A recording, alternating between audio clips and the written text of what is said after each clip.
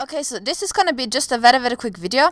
I have other videos planned and scripted already, I just need to record them. But this one I just wanted to put out very quickly because I have a couple of questions for those of you who live in the US.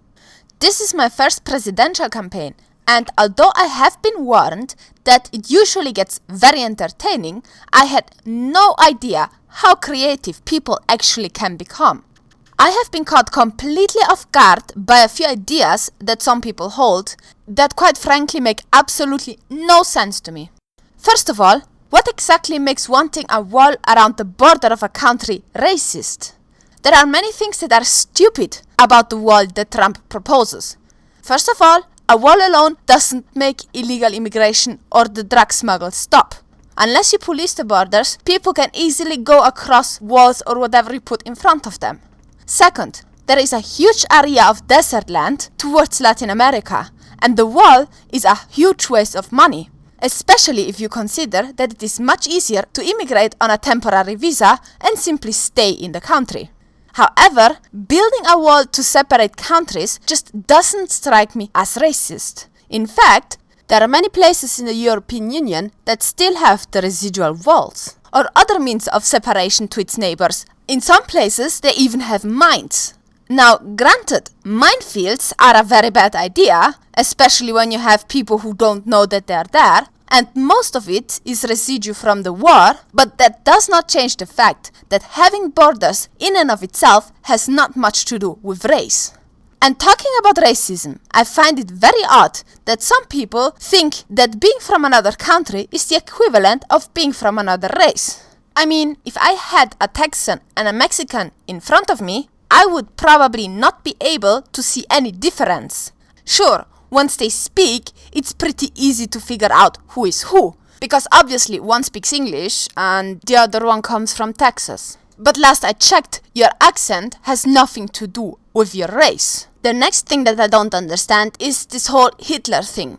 Trump is the new Hitler, Hillary is the new Hitler. What exactly makes someone like Trump or Cruz or Clinton or Sanders or anyone else for that matter even remotely similar to Hitler? Which part of Hitler are we even referring to? The Hitler who is good at building highways? The Hitler who implemented a 5-day work week instead of a 7-day one? Or the vegetarian? The reason Hitler was bad was because he systematically gathered all the Jews, Gypsies, and whoever else he didn't find German enough, put them in a camp, and gassed them. No matter how many blowjobs Hillary gives to Trump, and no matter how many moose Cruz sacrifices to the Holy Spirit, they just seem harmless in comparison. Now, Trump said quite a few things that people obviously found outrageous. For example, he was mentioning that he would go after family members of terrorists who were doing the attacks on 9/11. And he also said that he didn't want Muslims coming into the country for at least 5 years, which many consider racism and Hitler-like. But if you really think about it objectively, it doesn't hold up. Trump doesn't want to kill family members because he thinks that he's some sort of superior race.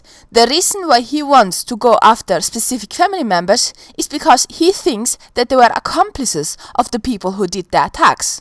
You may call that stupid, flawed, brutal, or whatever you like. But the point is that he doesn't go after them for how they look. He goes after them because he thinks they did a criminal act. And if we look at the second claim, that he doesn't want Muslims to come in for a certain period of time until, quote-unquote, we figure out what's wrong, is based on the same reasoning. He thinks that a fringe of the people who hold this belief can be harmful, and thus to protect the country, he doesn't want them to come in. It is not based on their looks, or because of their ancestry. Which, by the way, leads me to the reason why he will not succeed to achieve this blockade. I mean, if you really think about it, although some people wear clothing associated with this particular religion, like burqas or hijabs, many others do not. And while you have Muslims in every shape, size and color, you also have non-Muslims in every shape, size and color. So there is absolutely no way you can efficiently tell who is part of this religion and who is not. The one thing that boggled my mind the most though was calling the supporters of Trump fascists. I mean, fascism is an authoritarian nationalistic regime that is completely controlled and policed by the government. Not only that, but in order for such a regime to work properly, you need a very conformed group of people. A too big difference within the ideologies of the population causes the system to fail before it even gets implemented.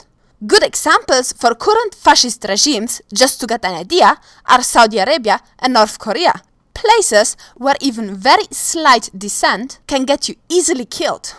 But if you look at the US, with things like the KKK, the Westboro Baptist Church, Black Lives Matter and who knows what else, you have a very diverse range of ideas that, despite of being ridiculed, are actually allowed to exist. The US seem to have a very long history of always prioritizing personal freedom instead of peace through conformity, and they have a huge urge of slapping their government in the face, given the opportunity. In fact, the main reason Bernie Sanders and Donald Trump are so successful during this election is because the current elements of power try to oppose them so much. It is also the main reason why the more Trump gets called Hitler, the more support he gains. Whereas in a real fascist movement, dissent would be silenced and removed like an unwelcome hashtag on Twitter. So I can absolutely not see any fascism in what's going on right now at all. Now, don't get me wrong, I don't care what candidate you want to vote for or not.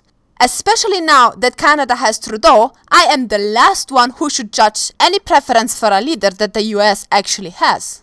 But if you ever consider criticizing a candidate, simply labeling him or his followers with an evil-sounding slur just doesn't work. On the other hand, listening to people's arguments and replying to those may actually sway some opinions.